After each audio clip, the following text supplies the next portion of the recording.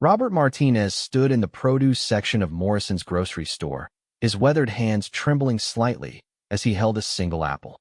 The fluorescent lights overhead cast harsh shadows across his face, highlighting the deep lines that spoke of battles fought both overseas and at home. At 62, the decorated Vietnam War veteran carried himself with the rigid posture that military training had drilled into him decades ago, but his eyes held a weariness that went far beyond his years. The apple in his hand cost 99 cents. In his worn leather wallet, carefully tucked behind his military ID and a faded photograph of his late wife Maria, he had exactly $12.37. It was Tuesday, and his next Social Security check wouldn't arrive until the following Monday. He had already calculated and recalculated his meager budget 3 times that morning, hoping somehow the numbers would magically change. Robert placed the apple back on the display with the careful precision of someone who understood the weight of every decision. Around him, other shoppers filled their carts with ease, discussing weekend plans and upcoming vacations. He watched a young mother toss organic vegetables into her basket without checking prices, her toddler demanding cookies from the bakery section. An elderly couple debated between name brand and generic cereals, ultimately choosing both.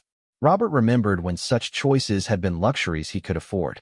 The irony wasn't lost on him that he, a man who had once risked his life for his country's freedom, now found himself counting coins to afford basic necessities. The metals gathering dust in his small apartment, including a purple hard-earned when shrapnel tore through his left leg during the Tet Offensive, seemed meaningless when faced with an empty refrigerator and unpaid bills. Maria had always been the one who managed their finances. During their 38 years of marriage, she had stretched every dollar with the skill of a master craftsman, turning modest paychecks into comfortable living. She had worked as a seamstress while he labored in construction after returning from Vietnam, both of them building a life together despite the demons that haunted his sleep. When she passed away from cancer 3 years ago, she had taken with her not only his heart, but also the practical wisdom that had kept them afloat. Robert's current financial struggles weren't solely due to grief, though that certainly played a part. The construction work that had sustained him for decades had become impossible as his war-injured leg worsened with age. Workers' compensation battles dragged on endlessly, with lawyers speaking in legal terminology that made his head spin. Medical bills from his own recent health scares had depleted what little savings they had managed to accumulate. The small apartment he now rented cost nearly 70% of his Social Security income, leaving precious little for food, medication, and basic utilities. He moved through the store with purpose, despite his limited funds. First stop was the markdown section, where day-old bread sold for half price, and bruised fruit found second chances. Robert had learned to time his visits perfectly, arriving just as store employees began marking down items that needed to move quickly. Today's selection included a loaf of whole wheat bread with a slight dent in the package and bananas that had developed brown spots, but were still perfectly edible. In the canned goods aisle, Robert practiced a ritual that had become second nature. He would pick up the generic brand of whatever he needed, compare its price to the name brand, then calculate how many meals he could stretch from each option. A can of store-brand soup for 89 cents could provide lunch for 2 days if he added water and the stale crackers he had at home. A small jar of peanut butter, while more expensive up front, would last for weeks and provide protein his aging body desperately needed. The pharmacy section always proved the most challenging. Robert's medications, prescribed for the lingering effects of Agent Orange exposure and his deteriorating joint condition, cost more than his monthly food budget. He had learned to split pills when possible, skip doses when absolutely necessary, and rely on free samples from his doctor's office whenever available. The pharmacist, Mrs. Chun, had grown accustomed to seeing him study prescription labels with the intensity of a scholar, weighing the cost of each medication against his ability to afford basic nutrition. As Robert made his way through the store, he couldn't help but notice other customers who seemed to be facing similar struggles. An elderly woman carefully counted out exact change for a small carton of milk, apologizing to the cashier for the delay. A middle-aged man returned a package of meat to the cooler after checking his phone, presumably reviewing his bank balance. A young mother quietly told her children they would have to wait until next week for the cereal they wanted. Robert realized he wasn't alone in his struggle, though this knowledge provided little comfort. The dignity he had maintained throughout his military service and civilian career felt constantly under assault in these moments. Robert had never asked for handouts, never wanted charity, and prided himself on his independence. He had survived jungle warfare, witnessed atrocities that still invaded his dreams, and built a life from nothing upon returning home. Yet here he stood, calculating whether he could afford both bread and milk in the same shopping trip. Store employees had begun to recognize Robert as a regular customer, though they didn't yet know his story. To them, he was simply the polite older gentleman who always said please and thank you, who carefully examined every price tag, and who sometimes left items at the checkout when his total exceeded his expectations. Some assumed he was merely frugal, a Depression-era mindset common among his generation. Others sensed something deeper, but respected the quiet dignity he maintained even in his most challenging moments. The weight of his service medals seemed heavier now than when he had first received them. The Purple Heart, Bronze Star, and Vietnam Service Medal represented moments of courage and sacrifice that felt increasingly distant from his current reality. He had saved lives, shown extraordinary bravery under fire, and returned home to a country that struggled to honor its veterans appropriately. Now, decades later, the gap between the honor society claimed to give its military heroes and the practical support they actually received had never felt more glaring. Robert's shopping strategy had evolved over the months since his situation had become most desperate. He shopped during off-peak hours to avoid crowds and the embarrassment of prolonged price checking. He brought a calculator to ensure he stayed within budget, though he had become adept at mental mathematics through necessity. Most importantly, he maintained his appearance and demeanor with military precision, refusing to let his financial struggles diminish the pride he took in his presentation. The grocery store had become a battlefield of sorts, where Robert fought daily skirmishes against hunger, pride, and despair. Each successful trip where he managed to purchase enough food for several days felt like a small victory. Each time he had to return items to the shelves represented a tactical retreat, requiring him to regroup and develop new strategies for survival. As closing time approached on this particular Tuesday evening, Robert found himself at the checkout lane with his carefully selected items: the marked-down bread, spotted bananas, 2 cans of soup, and a small container of generic yogurt. The total came to $11.43, leaving him with 94 cents until Monday. It would have to be enough. It had to be enough. Behind him in line, other late-evening shoppers waited with their own purchases, unaware that they were about to witness something that would challenge their assumptions about heroism, dignity, and the true cost of service to one's country.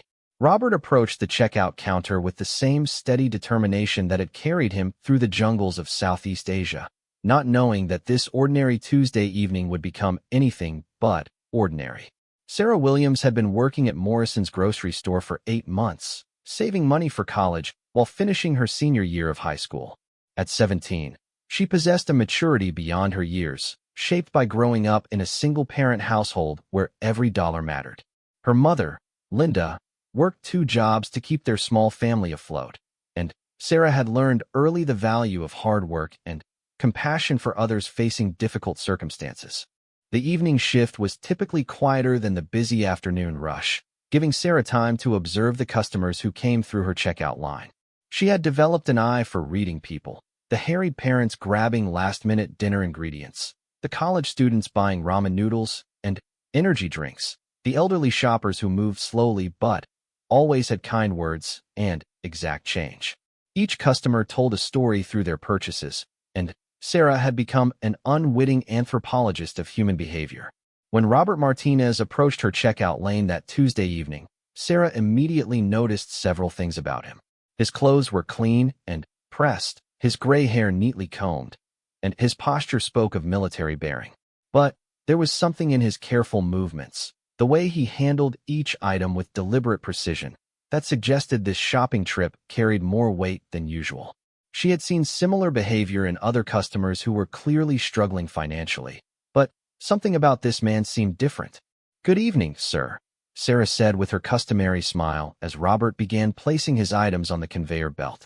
The selection was modest: day-old bread, overripe bananas, 2 cans of generic soup, and a small yogurt container. She noticed how he arranged each item carefully, as if even their placement mattered. "Good evening, young lady," Robert replied, his voice carrying the rough texture of someone who had lived through hard experiences but maintained his manners. "How are you doing tonight?" The genuine interest in his question caught Sarah off guard. Most customers, especially during the evening shift, were focused on completing their transaction and getting home. This man seemed truly interested in her well-being, despite clearly having concerns of his own. "I'm doing well. Thank you for asking," Sarah replied, beginning to scan his items. As each price appeared on her register screen, she watched Robert's face carefully. He was doing mental calculations, she realized, keeping a running total in his head. When the bread rang up at $1.49 instead of the expected 99 cents, she saw his slight flinch. "Excuse me, sir," Sarah said, pausing her scanning. "I think that bread might have been mislabeled. Let me check the price for you."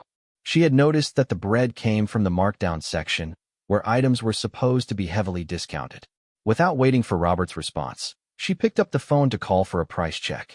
Robert started to protest, saying it wasn't necessary, but Sarah was already speaking to someone in the bakery department. "Yes, this is Sarah at Register 4. I have a customer with day-old bread from the markdown section, but it's ringing up at full price." "Uh-huh. Okay, thank you." She hung up and smiled at Robert. "I thought so. That should be 99 cents, not $1.49. The discount didn't update in our system yet." Robert's relief was barely visible, but Sarah caught it. 50 cents might seem insignificant to most people, but she recognized that for some customers, it could mean the difference between affording their groceries and having to put items back. She adjusted the price and continued scanning, keeping her running total as she went. When she finished scanning all items, the total came to $11.43. Robert reached for his worn leather wallet with hands that Sarah now noticed trembled slightly.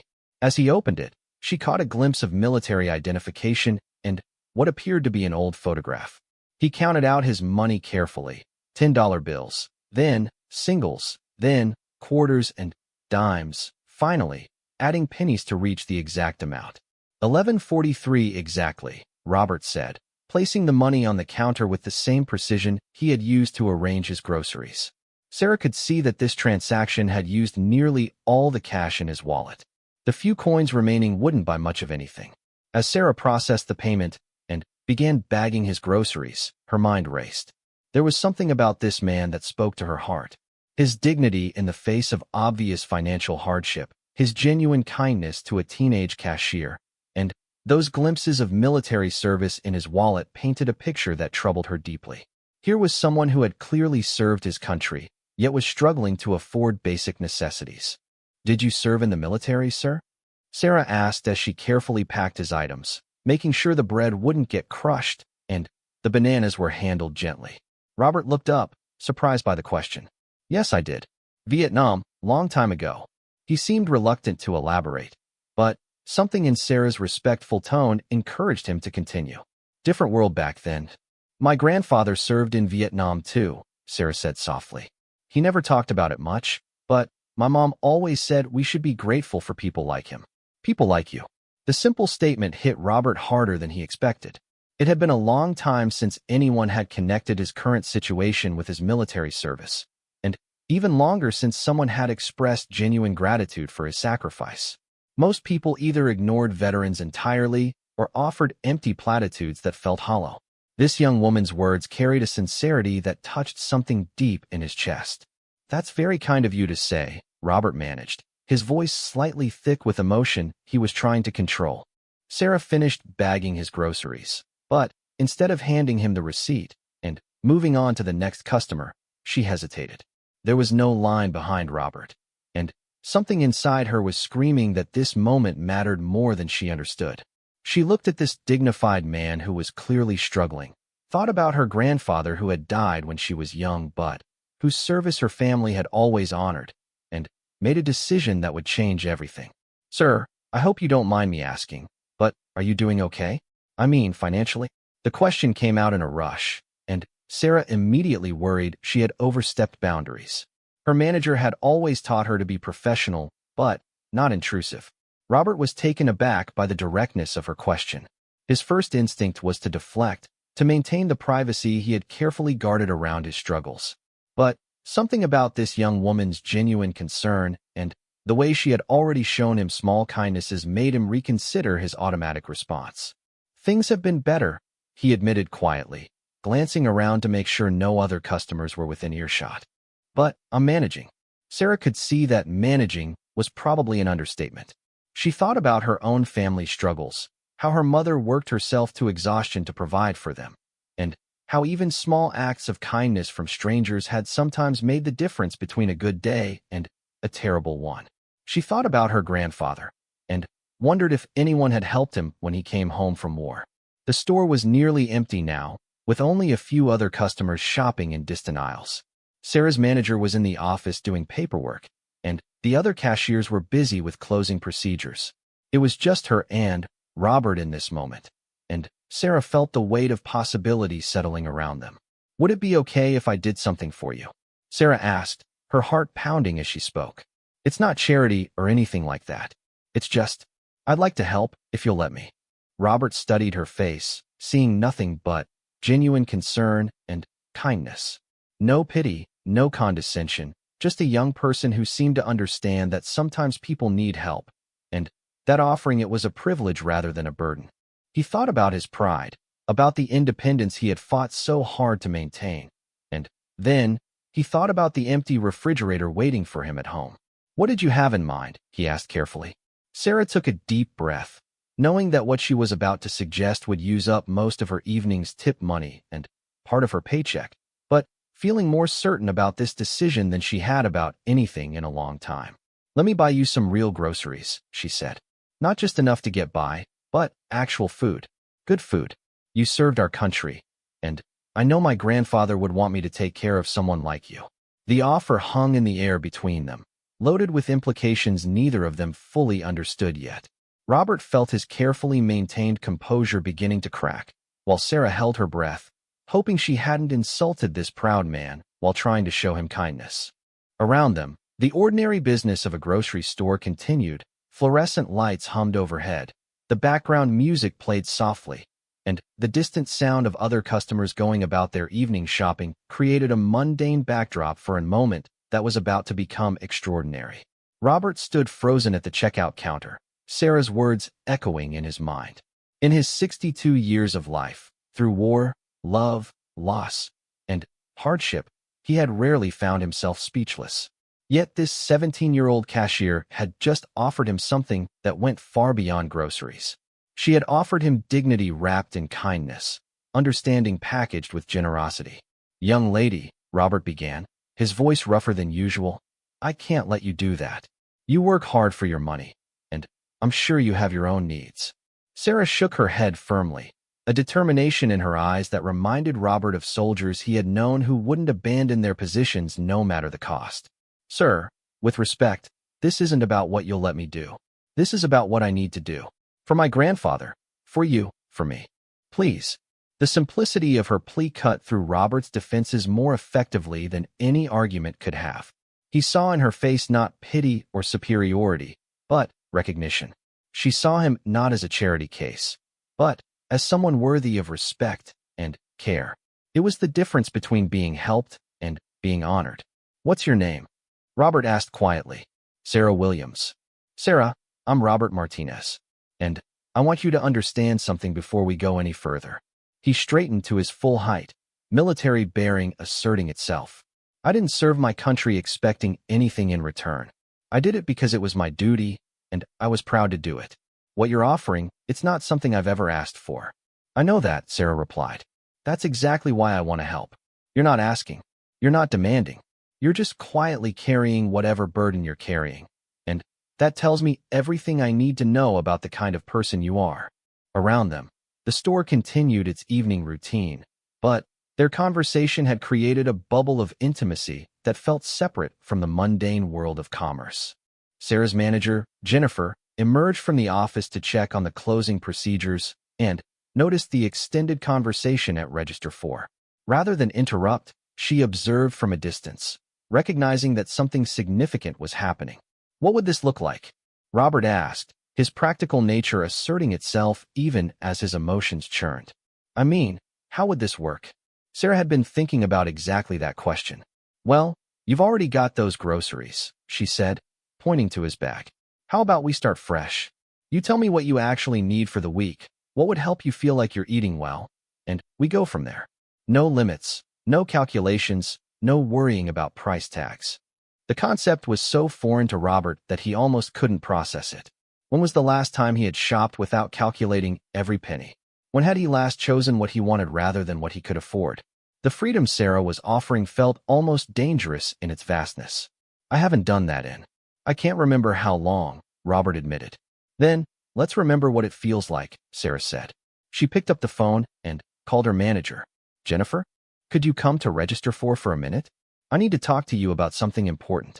Jennifer approached with curiosity, noting the emotional weight that seemed to surround both the elderly customer and her young employee. What's going on, Sarah? This is Mr. Martinez, Sarah began, then looked at Robert. Mr. Martinez served in Vietnam, and he's going through a difficult time right now. I want to buy him groceries for the week, and I was hoping you might help us make this special. Jennifer looked between Sarah and Robert, reading the situation quickly. She had been managing retail stores for 15 years and had developed an instinct for distinguishing between genuine need and manipulation. Everything about Robert's bearing, his obvious discomfort with the situation, and Sarah's sincere desire to help told her this was real. Mr. Martinez, Jennifer said, extending her hand. Thank you for your service. My brother served in Afghanistan, and I know a little bit about what our veterans go through. What Sarah's offering is beautiful, and if you're willing to accept it, we'd be honored to help. The kindness in her voice, combined with her understanding reference to veteran struggles, further cracked Robert's emotional defenses. He shook her hand with the firm grip of someone accustomed to treating others with respect, regardless of age or position. I'm not sure I know how to accept this gracefully, Robert said honestly. There's no right or wrong way, Jennifer replied. Just be yourself, and let us take care of the details. Sarah, why don't you clock out early tonight? I'll handle your register, and you can shop with Mr. Martinez. Take your time. Sarah looked surprised. Are you sure? I still have an hour left on my shift. I'm sure. This is more important than stocking shelves or cleaning checkout lanes. Go help this man get some real food. As Sarah gathered her things and clocked out, Robert found himself in the surreal position of waiting to go grocery shopping with a teenager who was insisting on paying for everything he needed. The absurdity of the situation wasn't lost on him, but neither was the profound kindness behind it. Ready? Sarah asked, returning with a shopping cart. I think so, Robert replied, though he clearly wasn't sure about anything anymore. They started in the produce section, where Robert's earlier apple selection had begun this chain of events. Sarah encouraged him to choose freely, while he struggled against decades of careful budgeting habits. What fruits do you actually like? Sarah asked. Not what's cheapest or on sale, but what you enjoy eating. Robert considered the question seriously. I used to love grapefruit. Pink grapefruit, especially. Maria would buy them sometimes as a treat. His voice softened when he mentioned his late wife. Then, let's get grapefruit, Sarah said, selecting several of the best-looking ones. What about vegetables? What did you use to cook before things got difficult? The careful way she phrased the question showed a sensitivity that impressed Robert. She wasn't making assumptions about his situation, just acknowledging that circumstances had changed. I used to make a good stir-fry, Robert said, warming to the idea of cooking real meals again. Bell peppers, onions, broccoli. I'd serve it over rice with some kind of protein. Perfect. Let's get everything for that. Sarah began selecting fresh vegetables, encouraging Robert to choose the ones that looked best to him rather than searching for the cheapest options. As they moved through the store, something magical began to happen. Robert started to relax, his shoulders loosening from their rigid military posture. He began sharing stories about meals he used to cook, restaurants he and Maria had enjoyed, foods he had discovered during his travels. Sarah listened with genuine interest, asking questions that showed she valued his experiences and wisdom. In the meat department, Robert hesitated again when faced with the higher prices. Sarah gently reminded him that tonight, price wasn't a factor. They selected quality cuts of beef and chicken, along with fresh fish that Robert mentioned enjoying but hadn't been able to afford in months. "You know," Robert said as they approached the dairy section, "I haven't had real butter in over a year. I've been buying that margarine spread because it's cheaper." "Then, we're definitely getting real butter," Sarah laughed. "And good cheese, too. What kinds do you like?" By the time they reached the checkout, their cart was full of wholesome, nutritious food that would last Robert well beyond a week. Sarah estimated her cost at around $200, which represented most of her earnings from the past 2 weeks of work. She had never spent so much money at once, and certainly never on someone else, but she had never felt more certain about any purchase. Other customers had begun to notice the unusual shopping trip. An elderly woman had overheard part of their conversation in the produce section and quietly approached Jennifer to ask what was happening. When Jennifer explained the situation, the woman's eyes filled with tears. "That young woman is an angel," she whispered. "And that gentleman, you can tell he's someone special." Word spread quietly among the few remaining customers and store employees. Rather than creating a spectacle, it generated an atmosphere of reverence, as if everyone present understood they were witnessing something sacred. As Sarah and Robert returned to the checkout area with their full cart, Robert felt overwhelmed by emotions he had spent years suppressing. The simple act of shopping without fear, of choosing quality over quantity, of being treated with such generous respect, had reconnected him with a version of himself he had almost forgotten existed. "Sarah," he said, stopping the cart before they reached the register, "I need you to know that what you're doing tonight, it's not just about food. You're giving me back something I lost, and I don't know how to thank you for that."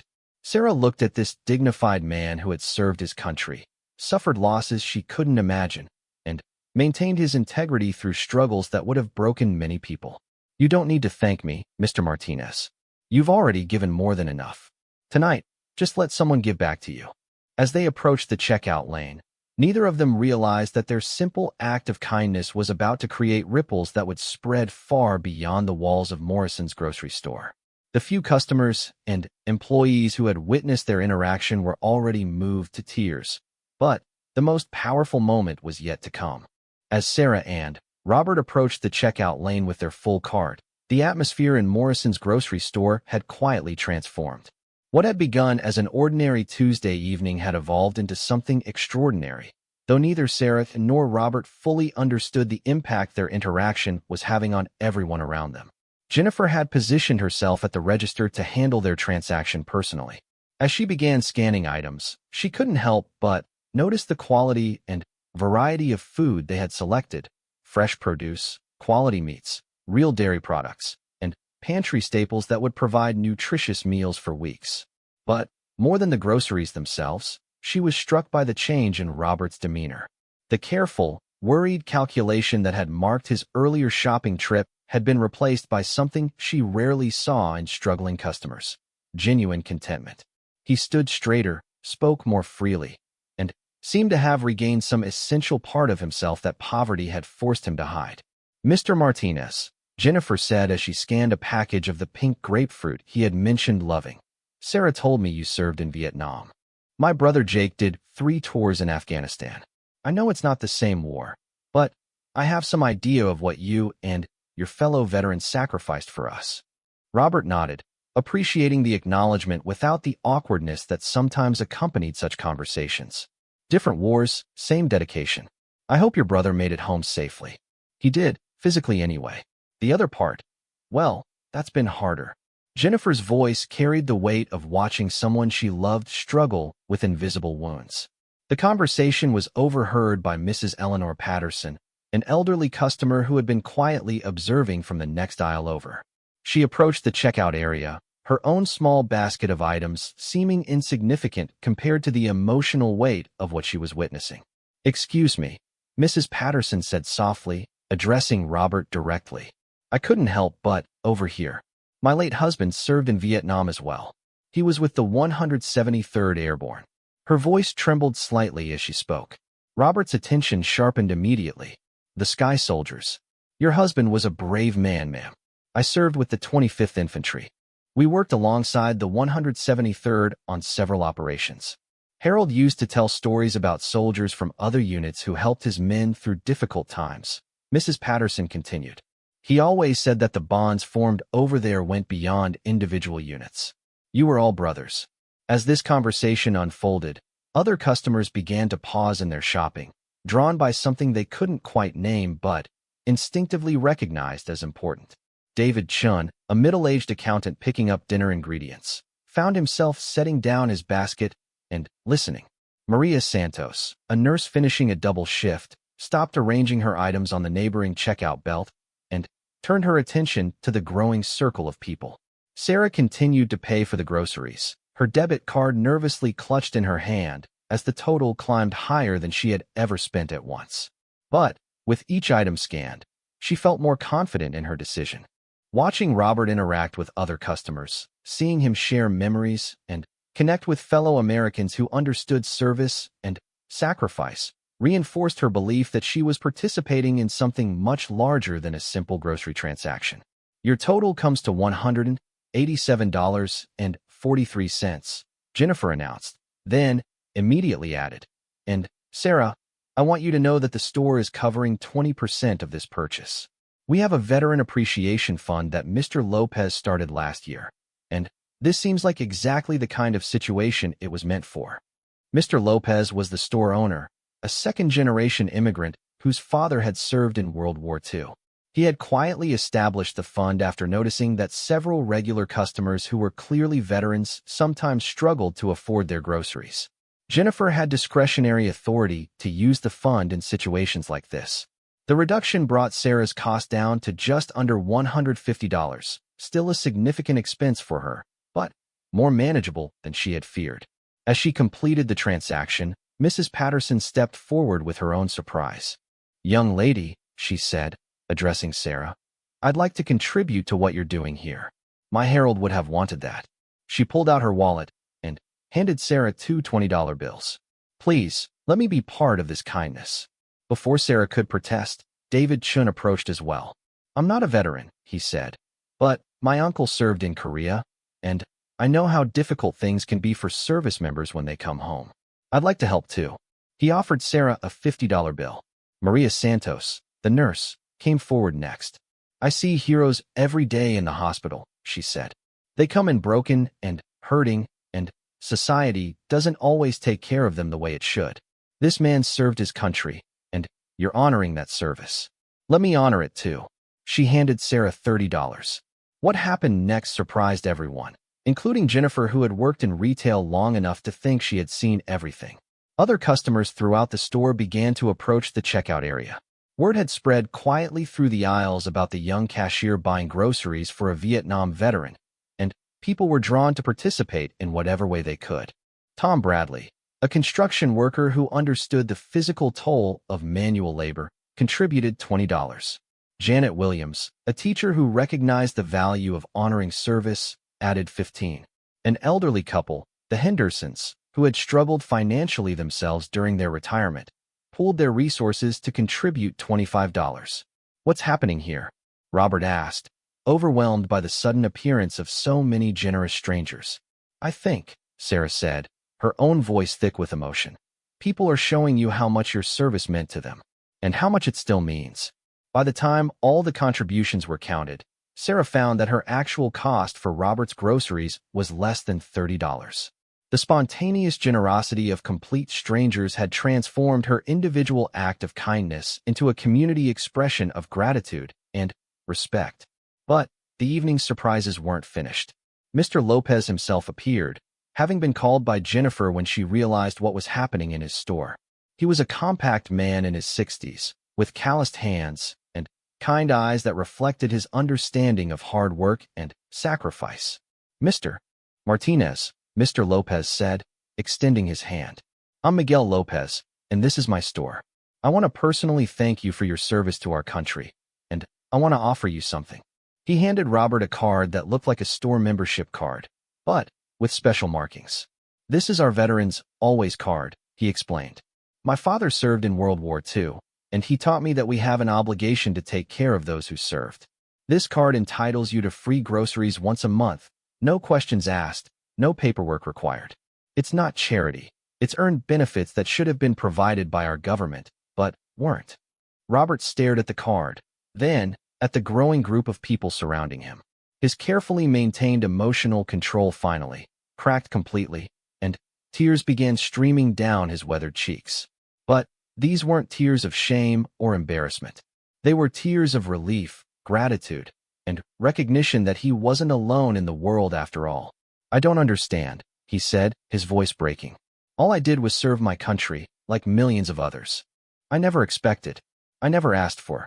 "That's exactly why you deserve it," Sarah said firmly. "Because you never asked. Because you served without expecting anything in return. Because you've carried your burdens quietly and with dignity." Mrs. Patterson stepped forward and gently took Robert's hand. "My Harold would tell you that the brotherhood doesn't end when the war ends. It doesn't end when you come home. Tonight, you found your brothers and sisters again, and we're not going to let you struggle alone anymore." As the group prepared to disperse, each person taking something different from the experience, Jennifer made an announcement that would extend the evening's impact far beyond Morrison's grocery store. "I'm going to call the local news station," she said. "Not to embarrass anyone or create a spectacle, but because people need to know about this. They need to know about Sarah's kindness, about Mr. Martinez's dignity, and about how a community can come together to honor those who served. Maybe it will inspire other communities to look out for their veterans too." The story did indeed reach the local news, then regional media, and eventually national attention. But unlike many viral stories that burn bright and fade quickly, this one created lasting change. Other grocery stores adopted similar veteran support programs. Community organizations reached out to identify and assist struggling veterans. Sarah received college scholarship offers that would allow her to pursue her dream of becoming a social worker. Most importantly for Robert, the evening marked the end of his isolation and financial desperation. The monthly groceries from Morrison's, combined with connections made through the media attention, led to proper veterans benefits assistance, healthcare support, and a part-time job as a veterans advocate that provided both income and purpose. 6 months later, Robert returned to Morrison's grocery store not as a struggling customer carefully counting pennies, but as a volunteer helping other veterans navigate the benefits system they had earned through their service.